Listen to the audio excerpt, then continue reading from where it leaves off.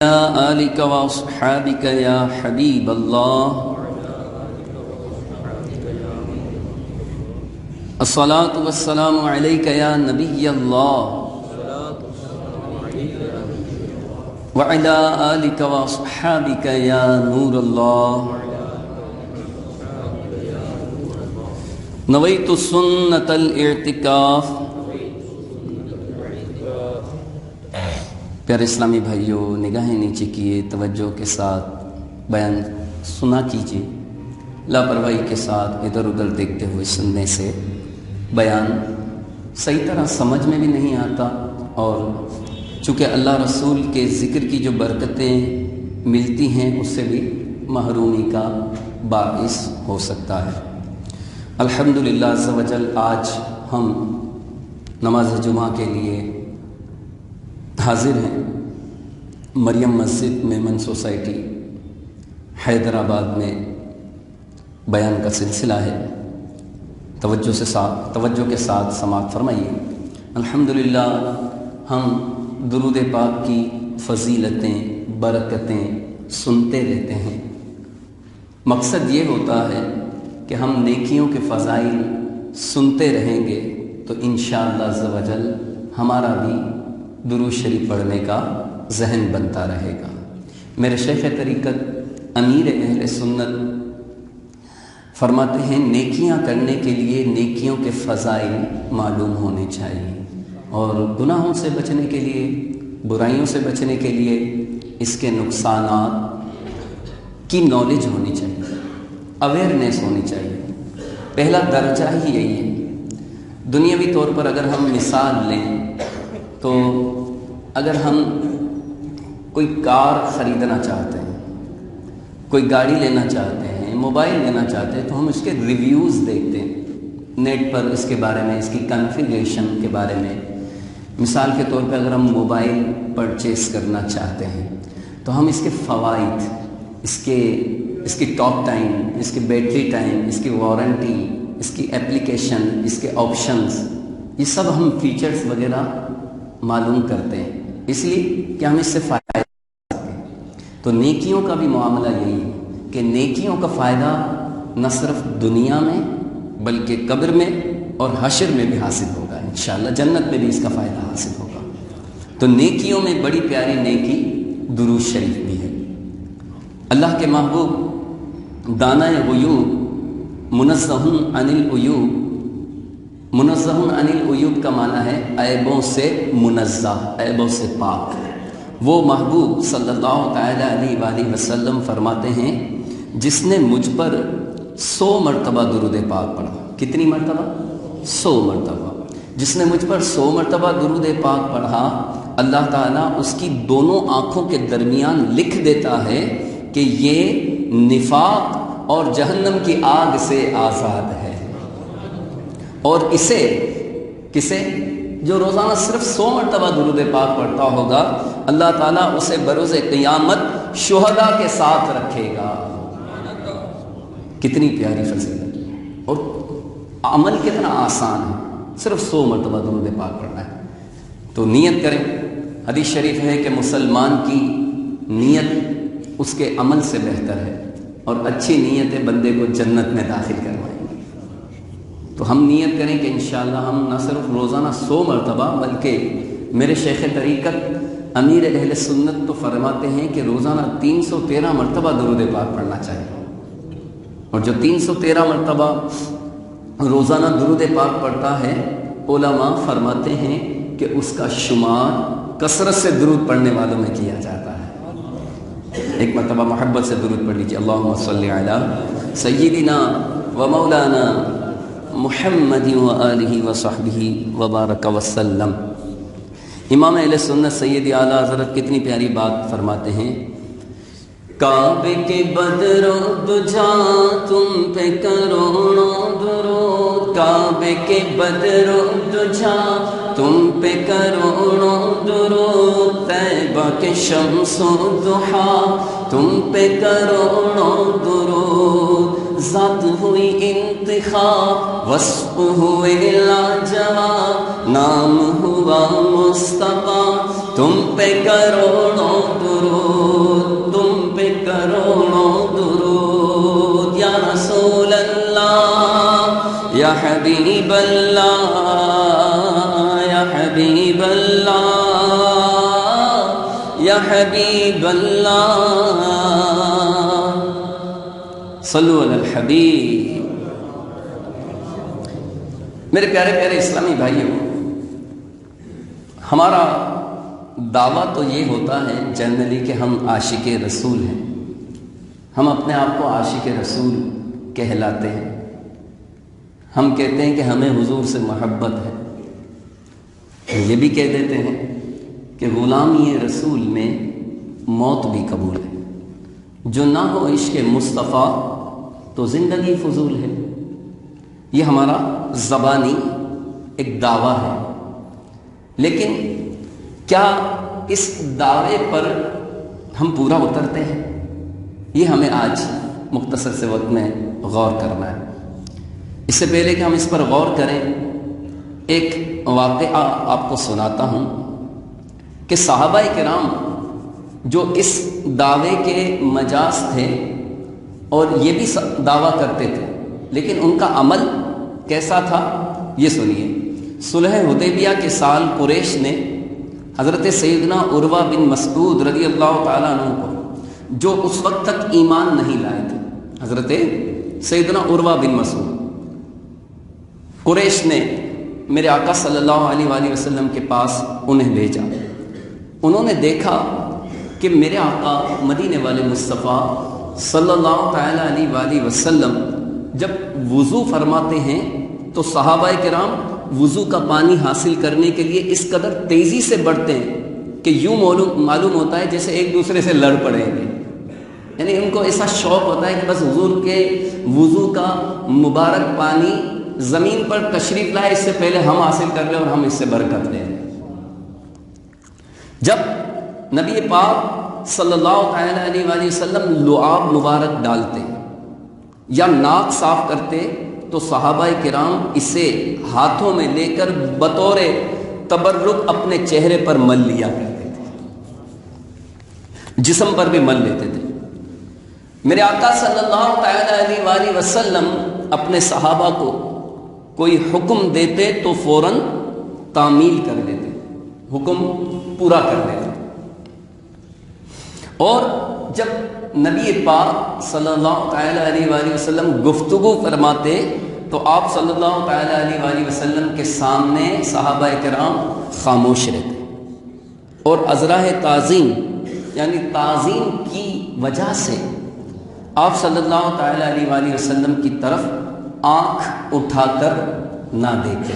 یہ کون بیان کر رہے ہیں؟ حضرت عروہ بن مسعود۔ اب جب یہ واپس اہل مکہ کے پاس گئے تو ان سے کہا، اے گروہ قریش، میں قیصر و کسریٰ اور نجاشی کے درباروں میں بھی گیا ہوں، لیکن خدا کی قسم میں نے کسی بادشاہ کی اس کی قوم میں ایسی شان و شوکت اور قدر و منزلت نہیں دیکھی جیسی شان حضرت محمد مصطفیٰ صلی اللہ تعالیٰ علیہ وآلہ وسلم کی ان کے صحابہ میں دیکھی۔ کسی نے کتنی پیاری بات کہی، ذرا امیجن کیجیے، تصور کیجیے۔ جس وقت تھے خدمت میں ان کی بوبکر و عمر عثمان و علی، جس وقت تھے خدمت میں ان کی بوبکر و عمر عثمان و علی، اس وقت رسول اکرم کے، اس وقت رسول اکرم کے دربار کا عالم کیا ہوگا، دربار کا عالم کیا ہوگا۔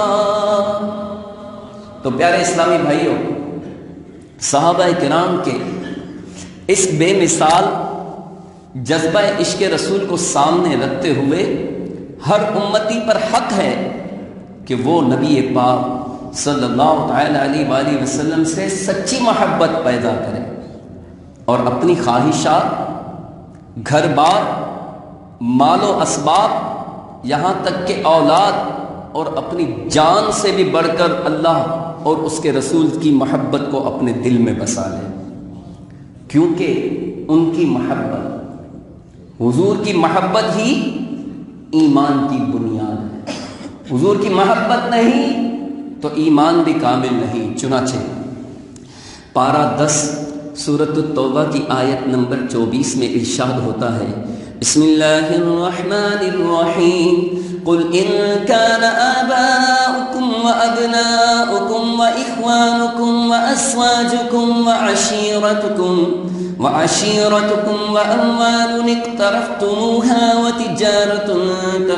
وتجارة تخشون كسادها ومساكن ترضونها أحب إليكم من الله ورسوله وجهاد في سبيله فتربصوا حتى يأتي الله بأمره والله لا يهدي القوم الفاسقين۔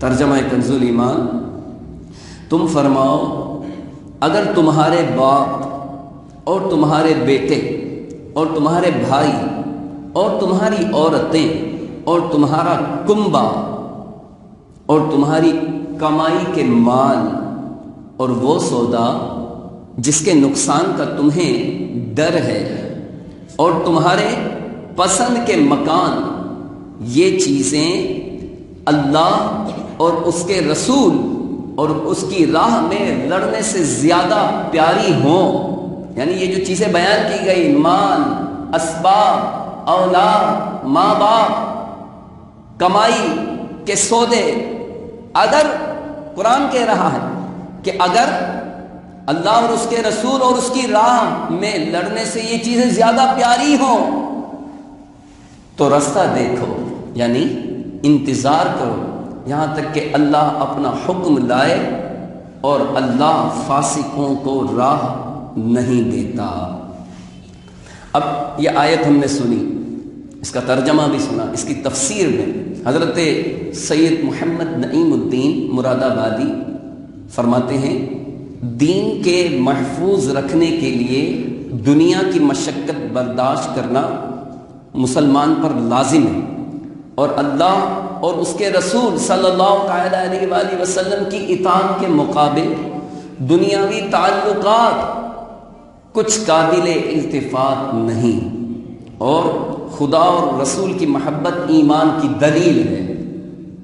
جتنے بھی ہمارے تعلقات ہوں، جتنے بھی پی آرز ہوں، ریسورسز ہوں، یہ سب بعد میں ہیں، پہلے حضور کی محبت۔ ظاہر محبت ہوگی تو اطاعت بھی ہوگی، چونکہ محبت یہ اطاعت کرواتی ہے۔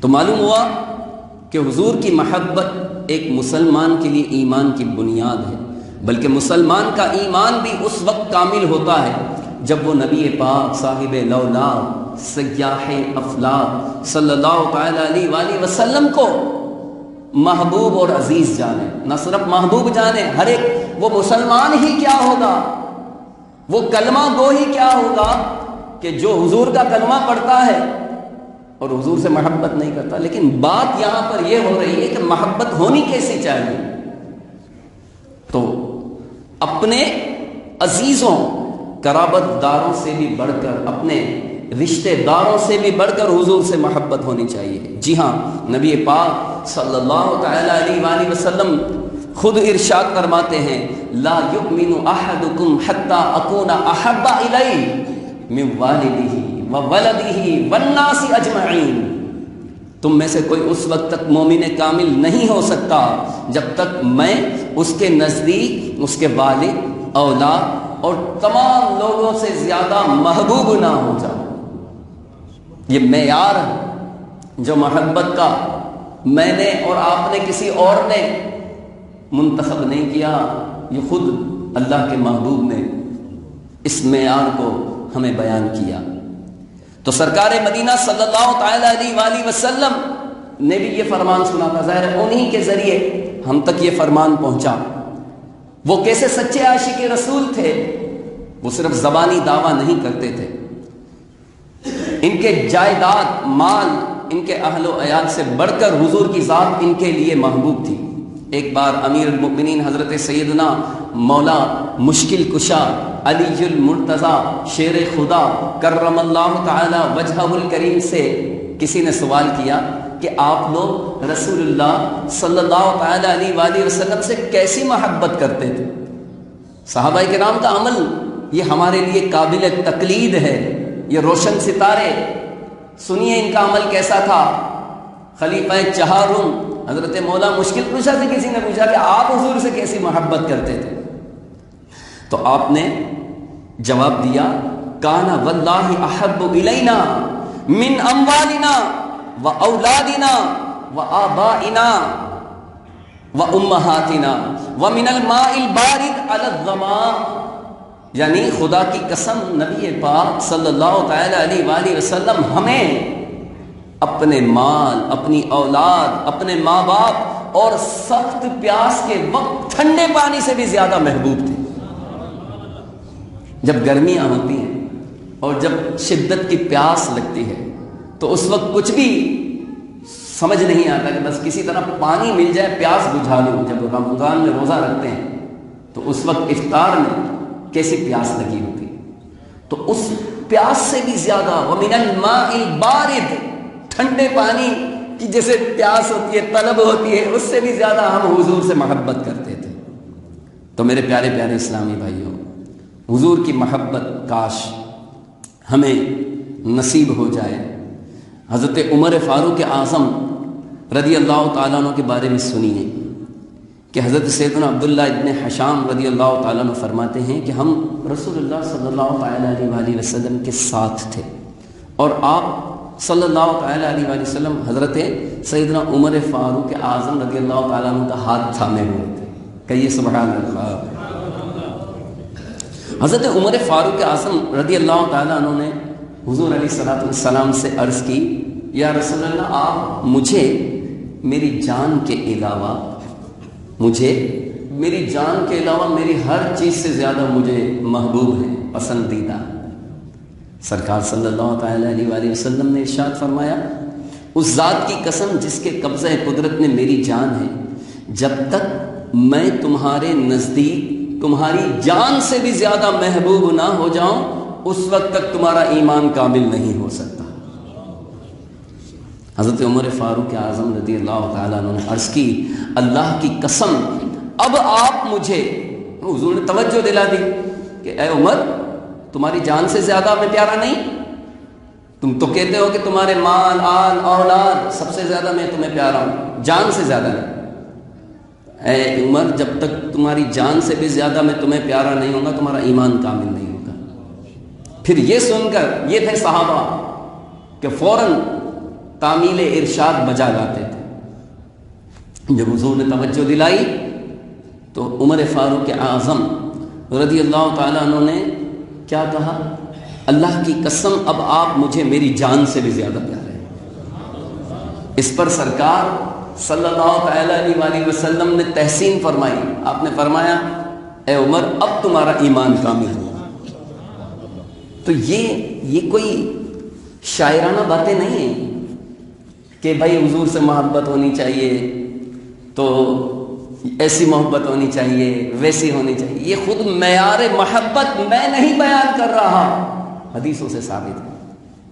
تو شاعر کیا کہتے ہیں، محمد کی محبت دین حق کی شرط اول ہے،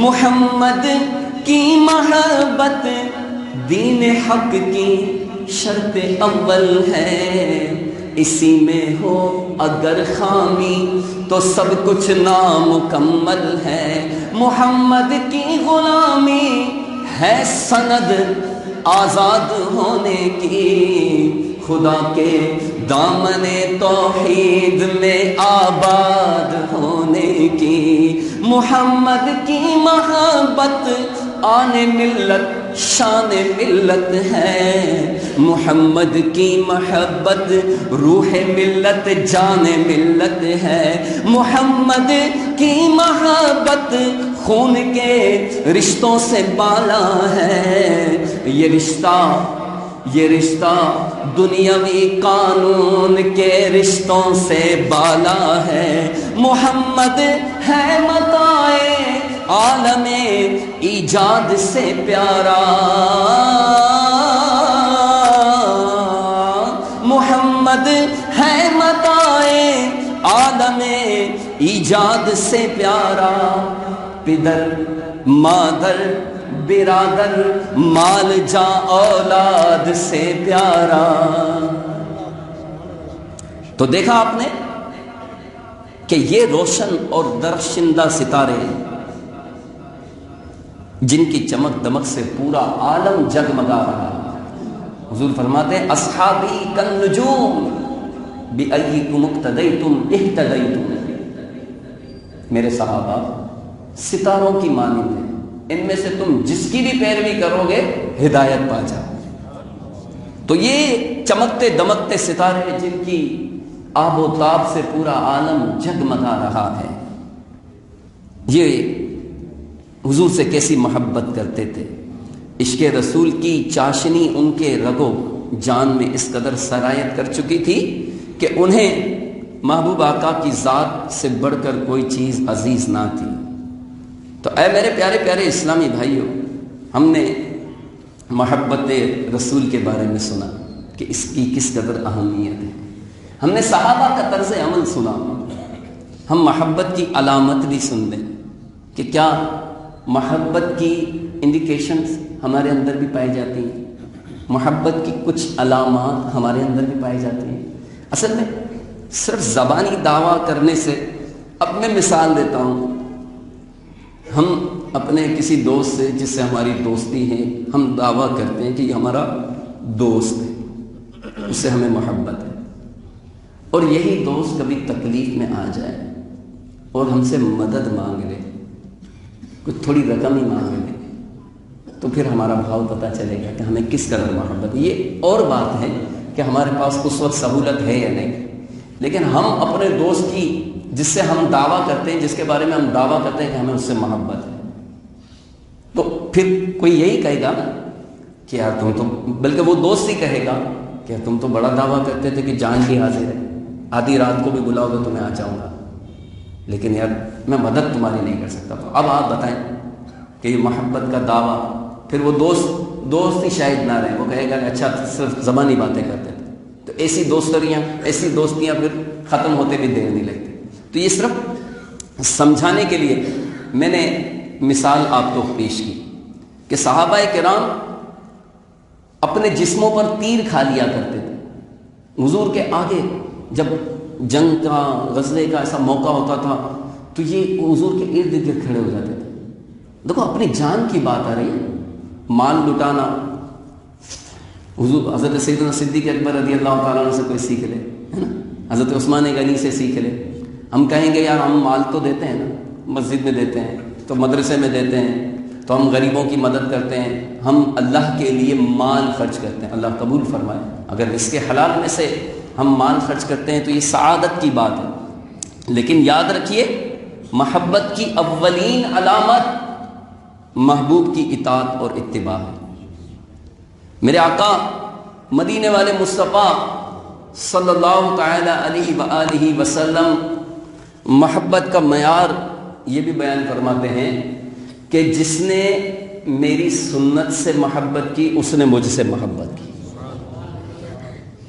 جس نے میرے طریقے سے میری سنتوں سے محبت کی اس نے مجھ سے محبت کی۔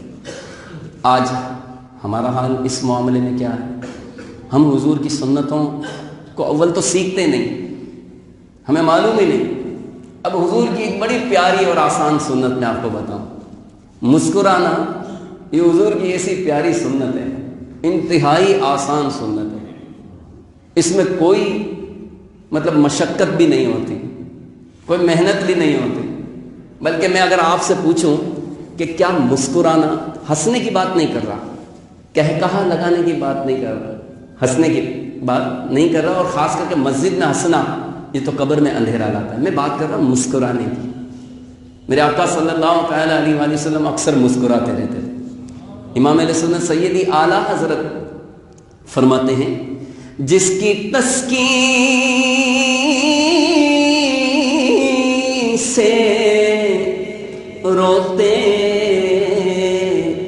ہوئے ہنس پڑے اس تبسم کی عادت پہ لاکھوں سلام.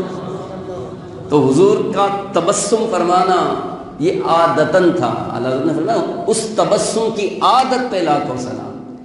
یہاں پر ماشاءاللہ سمجھدار پڑھے لکھے تاجر اسلامی بھائی بھی بیٹھے ہیں. تو میں آپ سے پوچھنا چاہتا ہوں کیا مسکرانے کی کوئی کاسٹنگ آپ کو معلوم ہے؟ کتنا خرچہ آتا ہے، کتنی کوسٹ آتی ہے؟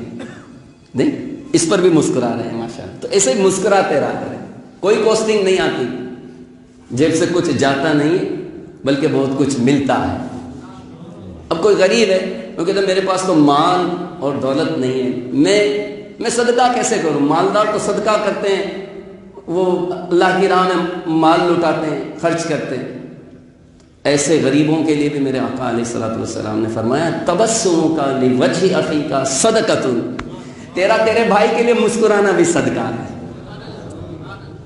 تو یہ کسی پیاری سنت. آج اگر ہم مسکرا کر سب سے ملیں بلا وجہ، ارے بھائی گھر کی ٹینشنیں ہوں گی، کاروباری ٹینشنیں ہوں گی، تو آپ مسکرانے سے آپ کی وہ ٹینشنیں ختم تو نہیں ہو جائیں گی بلکہ کم ہو جائیں گی. نہیں مسکرائیں گے تو وہ ٹینشنیں ختم تو نہیں ہوں گی. تو یہ ایک سنت کا میں نے آپ کو صرف اشارہ دیا. ایسی بہت ساری سنتیں. یہ تو سنتوں کی بات ہو گئی. فرائض کے معاملے میں ہمارا کیا حال ہے؟ ہم دعویٰ کرتے ہیں حضور سے محبت کا. آج کا ہمارا موضوع حضور کی محبت. صرف حضور کی محبت یہی نہیں کہ ہم نعت خوانی کریں، ہم نعرے لگائیں، ہم اپنے گھروں کو سجائیں، ہم جلوس میلاد میں شرکت کریں، ہم نیازیں کریں اور پھر بعد میں نماز کا پتہ ہی نہ ہو. وہ میرے آقا جن کی ہم نعتیں پڑھتے ہیں، اور نعت خوانی تو یہ ہم چھوڑ نہیں سکتے. تو ہماری خوراک ہے، ہماری غذا ہے، روحانی غذا ہے. جس طرح بھوک لگتی ہے ہم کھانا کھاتے ہیں، توانائی آ جاتی ہے، انرجی ملتی ہے، اسی طرح روحانی طور پر حضور کا ذکر، حضور کی نعت یہ روحانی غذا ہے. تو نعت خوانی کرنے کے ساتھ ساتھ ہم نماز کی طرف بھی توجہ رکھیں. جی ہاں، جن کی ہم نعتیں پڑھتے ہیں وہ پیارے آقا صلی اللہ تعالی علیہ وآلہ وسلم فرماتے ہیں جعلت قرۃ عینی فی الصلاۃ، نماز میں میری آنکھوں کی ٹھنڈک ہے. اور آج کا مسلمان، آج کا نعت خوانی کرنے والا، عاشق رسول کہلانے والا، جب اس سے پوچھا جائے کہ نماز کے بارے میں آپ کا کیا حال ہے تو وہ کہتے ہیں کبھی پڑھتے ہیں کبھی نہیں پڑھتے. 4 ٹائم پڑھتے ہیں، فجر میں نہیں پڑھتے. سردی میں پانی ٹھنڈا ہوتا ہے اس لیے نہیں پڑھتے. ذرا دکان پہ مصروفیت ہو جاتی ہے تو نہیں پڑھتے. طبیعت ناساز ہوتی ہے تو نماز چھوٹ جاتی ہے. اے عاشقان رسول، عقائد اور اعمال کی درستی کے بعد سب سے اہم ترین فرض نماز. تو آج ہم یہاں جمعے کے اجتماع میں مریم مسجد میں میمن سوسائٹی حیدرآباد میں جمع ہے. آپ نیت کیجیے. حدیث شریف ہے مسلمان کی نیت اس کے عمل سے بہتر، اور اچھی نیت بندے کو جنت میں داخل کروائی. نماز سے دعا بھی قبول ہوتی ہے، رزق میں برکت ہوتی ہے، شفا بھی ملتی ہے. جی ہاں، امیر علیہ سنت کی پوری کتاب فیضان نماز، یہ امت پر بڑا احسان کیا ہے امیر علیہ سنت نے. اور دعوت اسلامی کے زیر اہتمام جگہ جگہ مساجد میں، مراکز میں، آفیسز میں درس ہوتا ہے. آپ اس کتاب کو پڑھیے، اپنے گھر میں اس کتاب کا خود بھی مطالعہ کیجیے، اپنے بچوں کو بھی پڑھوائیے. یہ کتاب پڑھیں گے تو آپ کا پورا گھرانہ نمازی بن جائے گا انشاءاللہ. تو یاد رکھیے، اول ترین اہم ترین فرض نماز ہے. آج نیت کرے کہ آج کے بعد ہماری کوئی نماز قضا نہیں ہوگی. جس طرح ہم جمعے میں کتنی بڑی تعداد میں عاشقان رسول نماز کے لیے آتے ہیں، تو ہم دیگر نمازوں میں بھی انشاءاللہ پابندی کے ساتھ با جماعت نماز ادا کریں گے اور حضور کی سنتوں کو بھی سیکھیں گے. یاد رکھیے، نمازیں سنتیں سیکھنے سے آئیں گی. جس طرح ہم نے دنیا بھی بہت ساری جو بھی ہماری فیلڈ ہے باتیں ہم نے سیکھی ہیں, ماں کے پیٹ سے کوئی سیکھ کے نہیں آتا, ہم نے دنیا میں آ کر ہم نے سیکھا ہے. اسی طرح ہم دعوت اسلامی کے مدنی ماحول سے وابستہ رہیں گے نا تو ہمارا ذہن بنتا رہے گا. دعوت اسلامی کا مدنی ماحول ایسا پیارا ہے کہ بے نمازیوں کو نمازی بناتا ہے. سنتوں پر جو عمل نہیں کرتے انہیں سنتوں پر عمل کا نہ صرف سیکھنے کو سنتیں ملتی ہے بلکہ ان پر عمل کا جذبہ ملتا ہے. ہر جمعرات کو دعوت اسلامی کا اجتماع فیضان مدینہ میں ہوتا ہے. مدنی چینل دیکھتے رہیں تو اس کی برکت سے انشاءاللہ اخلاقی تربیت بھی ہوگی. پچھلے دنوں یورپ اور ترکی کے سفر پہ میں تھا تو وہاں بھی اسلامی بھائی یہی کہتے تھے کہ یار اب والدین کو کوئی اس طرح کا بیان کریں کہ جو ان کی اولاد کی تربیت ہو جائے. تو میں نے کہا صحیح بات تو یہ ہے کہ اولاد کی تو تربیت کی حاجت ہے ہی ہے, ساتھ میں جو تربیت کر رہے ہیں ان کی بھی تربیت کی حاجت ہے. وہ جب باپ کی ماں کی اپنی تربیت ہوگی تو اپنے بچوں کی تربیت کرے گا نا. باپ نماز نہ پڑھے وہ بیٹے کو کہے کہ پہلی صف میں جماعت سے نماز پڑھو. باپ فلمیں ڈرامے دیکھے, باپ سگریٹ پیے تو بچے کو کیسے روکے گا. تو آپ سمجھ گئے میری بات. تو ہمیں اپنی بھی تربیت کرنی ہے, اپنے بال بچوں گھر والوں کی بھی تربیت کرنی ہے. اور اس کے لیے دعوت اسلامی کا مدنی ماحول کہ جس کی برکت سے دنیا میں جہاں جائیں الحمدللہ آپ کو دعوت اسلامی والے عاشقان رسول نظر آئیں گے جو جوگ در جوگ دعوت اسلامی کے مدنی ماحول سے وابستہ ہوتے جا رہے ہیں اور اپنی دنیا اور آخرت کا بھلا کرتے جا رہے ہیں. اللہ تعالی ہم سب کو عمل کی توفیق عطا فرمائے. صلو علی الحبیب.